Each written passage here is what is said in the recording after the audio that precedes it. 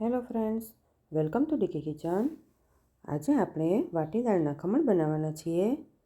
તો ચાલો બનાવવાનું શરૂ કરીએ. તો એના માટે 2 કપ ચણાની દાળ લીધી હતી. તેને મેં 6 કલાક પહેલાં પલાળી દીધી હતી. હવે આપણે તેને મિક્સર જારમાં નાખીને પીસી લેવાની છે. તેમાં આપણે 2 ચમચા દહીં નાખશું અને 1 ચમચો જેટલું પાણી નાખશું. આમાં પાણી વધારે નથી નાખવાનું હોતું. તેની સ્મૂથ પેસ્ટ બની ગઈ છે, તો આપણે તેને એક બાઉલમાં કાઢી લઈએ. પછી તેમાં અડધું લીંબુનો રસ નાખવાનો ને 1/4 ચમચી હળદર નાખવાની. તેને સારી રીતે મિક્સ કરી દઈએ. પછી તેને 6 થી 7 કલાક માટે ઢાંકીને મૂકી દેવાનું, જેથી તેમાં સારો એવો આથો આવી જાય. 6 થી 7 કલાક પછી આપણો આથો ખૂબ સરસ આવી ગયો છે. તો એકવાર તેને આપણે મિક્સ કરી લઈએ.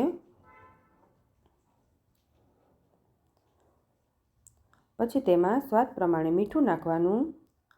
અહીંયા 2 લીલા મરચાં અને થોડું આદું નાખીને મેં એની પેસ્ટ બનાવી લીધી છે. આદુ મરચાં તમે તમારા ટેસ્ટ પ્રમાણે વધારે ઓછા કરી શકો છો. તેને સારી રીતે મિક્સ કરી લઈએ. પછી તેમાં 1 ચમચી ગરમ તેલ કરીને નાખવાનું, જેથી આપણા ખમણ એકદમ સોફ્ટ બને. તેલ સારી રીતે મિક્સ થઈ જાય પછી આપણે તેમાં ઈનો અથવા બેકિંગ સોડા તમારી પાસે જે હોય તે તમે નાખી શકો છો.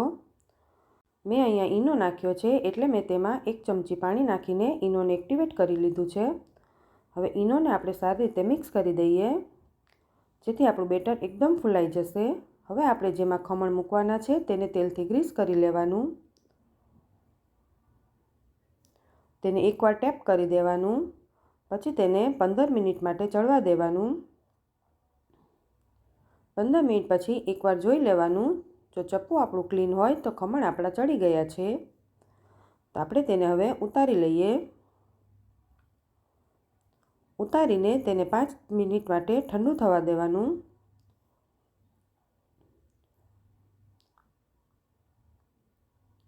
પછી આપણે તેને પ્લેટમાં કાઢી લઈશું. ખમણ આપણા એકદમ સરસ થઈ ગયા છે. હવે આપણે તેના પીસ કરી લઈએ.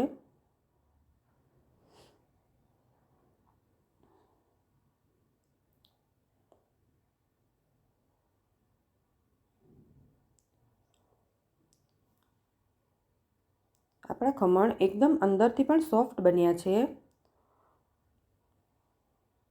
હવે આપણે ખમણની ચટણી બનાવી લઈએ. તો તેના માટે 2 લીલા મરચાં, થોડું આદું, થોડા લીલા ધાણા, 2 ખમણના ટુકડા નાખી દઈએ. પછી તેમાં અડધું લીંબુ નાખી દેવાનું. મીઠું સ્વાદ પ્રમાણે નાખી દેવાનું અને 2 નાની ચમચી જેટલી ખાંડ એડ કરી દઈએ. હવે થોડું પાણી નાખીને આપણે ચટણી બનાવી લઈએ. તો ચટણી આપણી સરસ તૈયાર થઈ ગઈ છે. તો આપણે તેને એક બાઉલમાં કાઢી લઈશું. હવે આપણે ખમણ વઘારી લઈએ. તો તેના માટે 3-4 ચમચી જેટલું તેલ લેવાનું.